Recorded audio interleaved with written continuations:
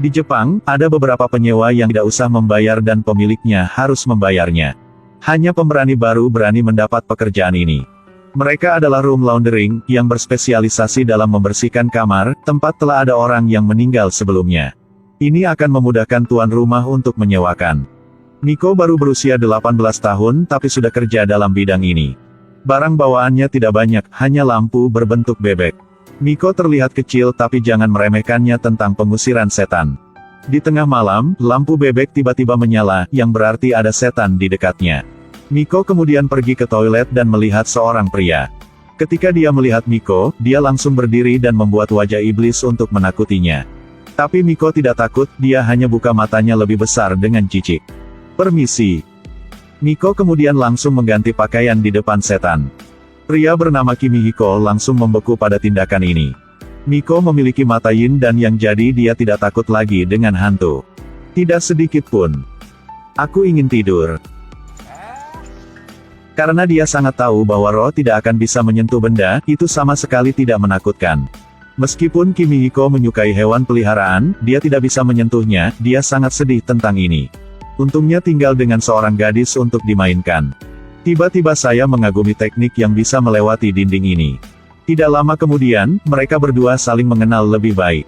Miko suka menggambar, jadi setiap kali dia pergi ke sebuah ruangan, dia menggambar bentuk roh di sana. Karena ketika tidak ada yang mengingat mereka lagi, saat itulah mereka benar-benar pergi. Jadi Miko tidak ingin melupakan roh-roh itu. Miko benar-benar gadis yang baik hati.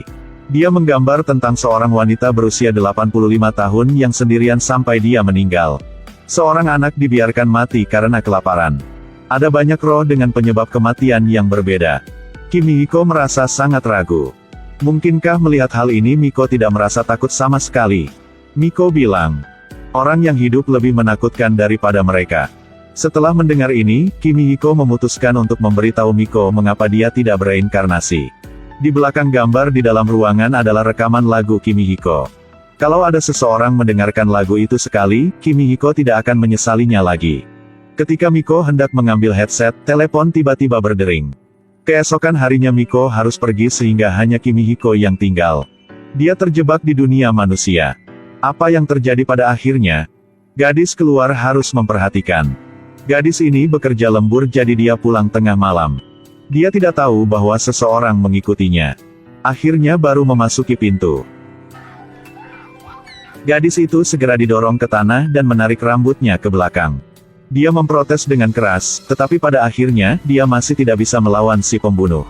Beberapa hari kemudian, seseorang menemukan kematiannya. Jadi bekerja lembur terlalu larut benar-benar berbahaya. Segera Miko dipanggil ke ruangan ini. Miko awalnya adalah room laundering, yang berspesialisasi dalam membersihkan kamar yang seseorang meninggal. Karena matanya yin dan yang, ketika dia berbalik, dia melihat hantu wanita di tanah. Melihat setan perempuan, Miko masih membaca buku seperti biasa. Semuanya baik-baik saja sampai. "Bodoh. Siapa yang kamu marahi, wanita jelek?" Setan perempuan segera bergegas menuju Miko. Dia terkejut ketika seseorang bisa melihatnya. Karena setan perempuan itu tak terkendali, ruangan itu segera mengalami sedikit gempa. Melihat situasinya sulit dikendalikan, Miko segera pergi. Dia pergi ke toko internet untuk mencari informasi tentang setan wanita. Ternyata dia adalah seorang streamer yang selalu menjadi sasaran kekerasan dunia maya. Akhirnya diikuti dan dibunuh. Setelah memahami situasinya, Miko memutuskan untuk membantu setan perempuan menemukan pembunuhnya. Tetapi setan perempuan itu tidak mengatakan apa-apa tentang kasus itu, tetapi hanya mengeluh tentang bagaimana dia mati dengan menyedihkan, menyesali hidupnya. Bahkan ketika Miko pergi tidur dia juga banyak bicara. "Cukuplah, tolong biarkan aku tidur. Tolong berikan padaku." Orang ingin menyalakan dupa, hantu perempuan ini hanya ingin menghirup asap rokok. Melihat bahwa setan perempuan telah pulih semangat, Miko bertanya mengapa dia ingin menjadi streamer sebelumnya. Setan perempuan tercengang selama setengah hari sebelum dia bisa mengatakan 4 kata. Lari dari kenyataan hidup. Ini mungkin alasan kebanyakan orang memasuki jalan ini. Tidak puas dengan kehidupan dan diri sendiri mereka hanya dapat memilih lingkungan yang cocok. Setelah mendengar semuanya, Miko pergi ke Kimihiko untuk membantunya menemukan pembunuhnya. Kimihiko baru bertemu setan perempuan, dia pergi untuk menyapa dengan antusiasme. Setan perempuan itu kemudian menunjukkan kepada Kimihiko alasan kematiannya. Kimihiko duduk untuk melihat dan menemukan bahwa pisau ini persis sama dengan yang dia pilih. Kimihiko bunuh diri menggunakan pisau ini sebelum dia meninggal. Setan perempuan mengatakan bahwa ketika dia ditikam, dia tidak mati karena pendarahan tetapi karena terlalu banyak rasa sakit.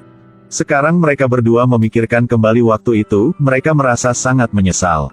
Jika mereka bisa dipilih sekali lagi, mereka pasti akan hidup dengan baik. Pada saat yang sama Miko masih mencari si pembunuh. Dia menemukan sebuah video online. Orang itu adalah tetangga. Mungkin dia akan mendapatkan beberapa petunjuk. Miko membuat janji dengan tetangganya untuk mencari tahu informasi. Dia deskripsi wajah si pembunuh kepada Miko. Setelah kembali ke rumah, Miko berdasarkan deskripsi menggambar si pembunuh di atas kertas. Melihat gambar itu, semua orang terkejut. Miko menunjukkan gambar itu kepada tetangga dan memintanya untuk melaporkannya ke polisi. Tidak lama kemudian, tetangga itu menemui polisi. Setelah polisi mengambil foto itu, mereka tercengang. Dia bertanya pada tetangganya, "Siapa yang Anda sudah mengatakan ini?" Tetangga dengan lembut mendorong kaca karena dia merasakan sesuatu yang aneh.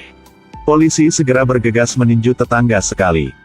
Dia mengambil kertas untuk menunjukkan bahwa dia tidak memakai kacamata dan hidungnya tidak terlalu besar. Polisi kemudian meninju tetangga lagi. Kimihiko dan setan perempuan ingin bergegas untuk menghentikan mereka, tetapi tidak bisa menyentuh polisi, jadi mereka hanya bisa melihatnya mengeksekusi orang yang tidak bersalah. Si tetangga tidak mengerti mengapa polisi melanggar hukum. Tapi polisi hanya tertawa dan mengatakan siapa yang mengatakan bahwa memakai seragam polisi adalah polisi.